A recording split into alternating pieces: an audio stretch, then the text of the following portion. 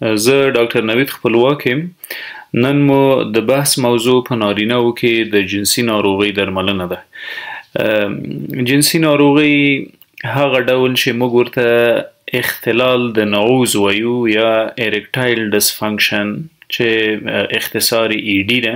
اریکټایل ډسفنکشن یا په نعوظ کې اختلال څه ته وایي؟ که په ساده الفاظو ووایو د تناسلي آلت په شخوالي کې یا په اریکشن کې ستونزه ناروغي کولی شي د دې وضعیت ښه تفصیل واوسیږي. کله چې تناسلي غړی په سمه توګه د تناسلي غړي عضلات په سمه توګه د وینې جریان ځان ته کش نه کړي، د غذایي موادو نه په سمه توګه استفاده ونه کړي، د وخت په تېرېدو موږ د نعوظ د اختلالاتو سره مخ کېږو. بله ډېر دلایل ورته موجود دي چې د دې وضعیت سره مخ کوي. مخکې له معالجې مختصرا علتونو ته ورځو.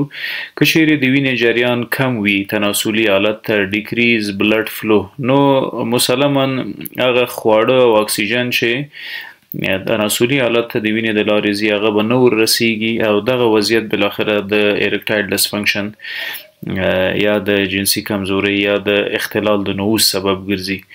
د دې ترڅنګ که د وینې په مسیر کې د وینې د جریان په مسیر کې مانع موجود وي، ډیری وخت اتیروسکلیروسز یا د شحمیاتو جمع کېدل د وینې په رګونو کې، که دغه وضعیت سره موږ د تناسلي غړي په رګونو کې مخ شو، نو مسلما اسکیمیا سره تناسلي غړي او عضلات مخ کېږي. په دې حالت کې هم موږ د اریکټایل ډسفنکشن د تکلیف سره یا اختلال د نعوظ سره مخ کېږو.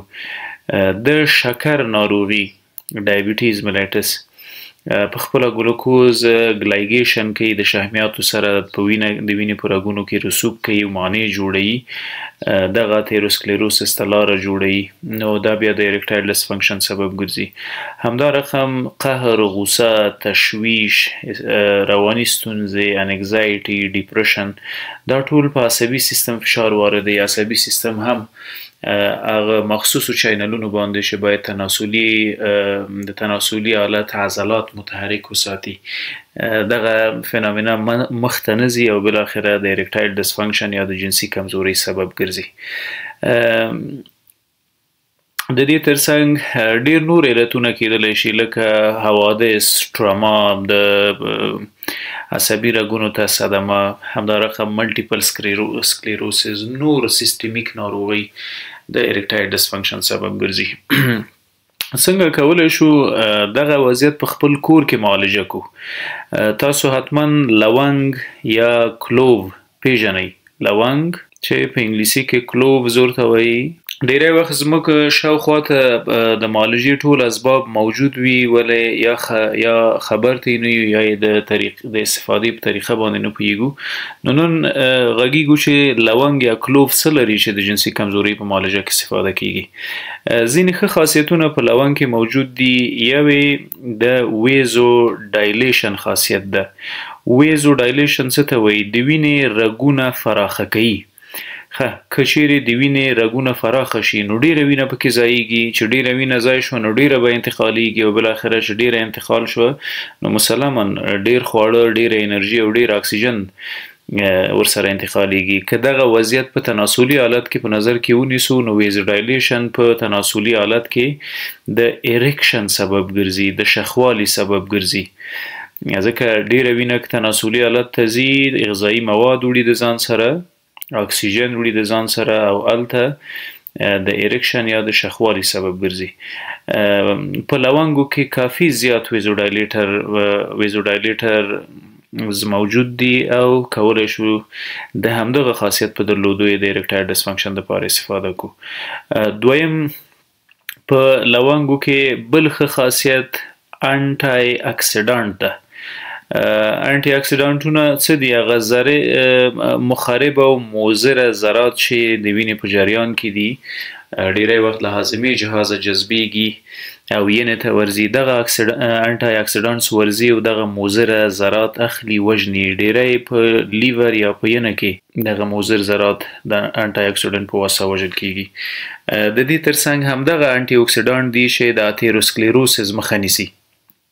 پروینټ اثیروسکلیروسس څه معنا د وینې په رګونو کې د شحمیاتو هغه مانع چې کومې جوړېدلې او د وینې جریان یې بندوه د هغو مخنیوی کوي اثیروسکلیروسس.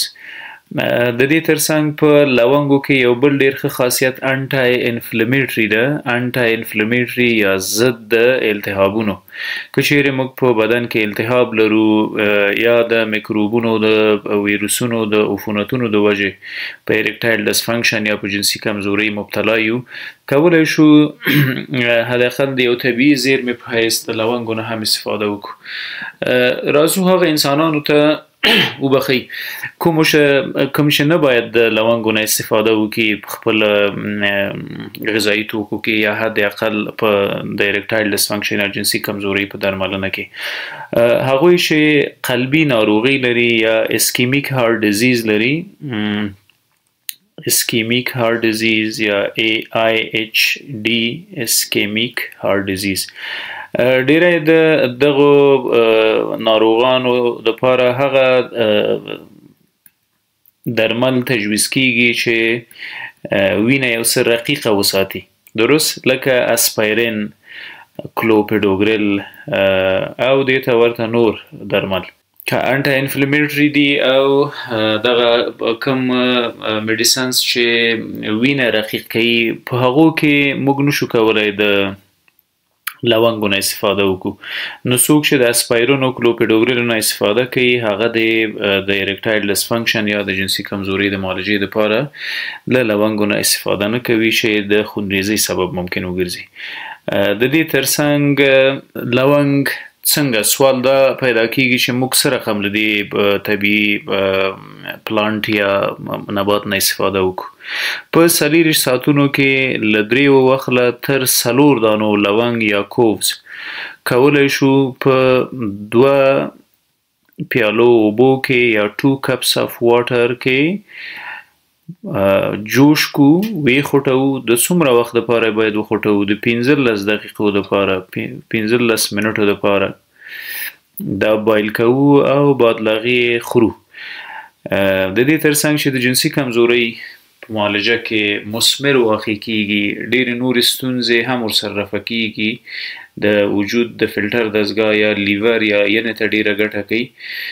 د کلوف ترڅنګ ټرایبولس په نامه مواد موجود دي. ټرایبولس هم له طبیعي زیرمو لاسته راځي، له نباتاتو نه. دغه ټرایبولس که موږ په 40 ساعتونو کې استفاده کړو د جنسي کمزورۍ د معالجې سبب ګرځي. جنکو او جنسنګ کوم بوټي چې دي، جنکو او جنسنګ بوټي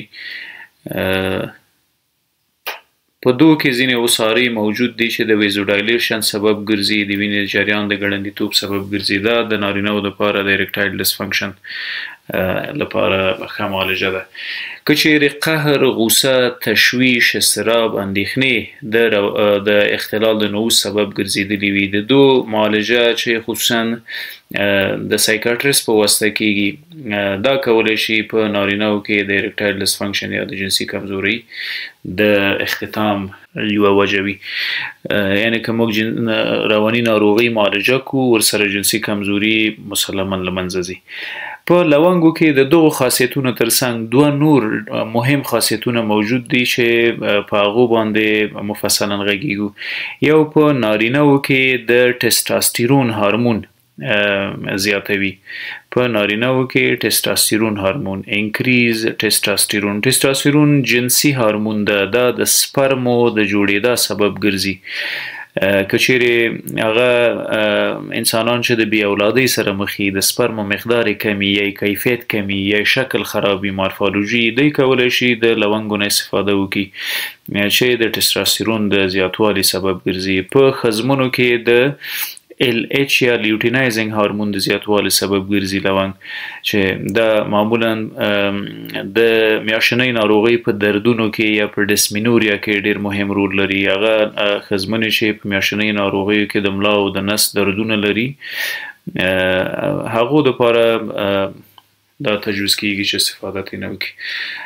همدا رقم په 2006 کال کې د امریکې په مشیګن یونیورسټۍ کې په دې هکله یو ریسرچ شوی و. هغه ریسرچ خپور شوی چې مشیګن یونیورسټي له لونګو نه یوازې د اریکټایل ډسفنکشن په خاطر استفاده کولی شو بلکې هغه ښځمنې چې د پی ام اس ناروغي لري پری منسټرول سینډروم یعنی ځینې ښځمنې دي چې د میاشتنۍ ناروغۍ نه مخکې د ملا او د نس دردونه یې قهر او غوسې کوي ژاړي ولې د میاشتنۍ ناروغۍ د جریان سره یې دغه ناروغۍ کمیږي دی کولی شي چې حتی د لونګو نه استفاده وکړي ځکه د دوی په جنسي هارمونونو کې او د هغوی په ترشح او تولید وظایفو کې ډېر مهم رول لري مننه په دې هیله چې ګټور ثابت شوی وي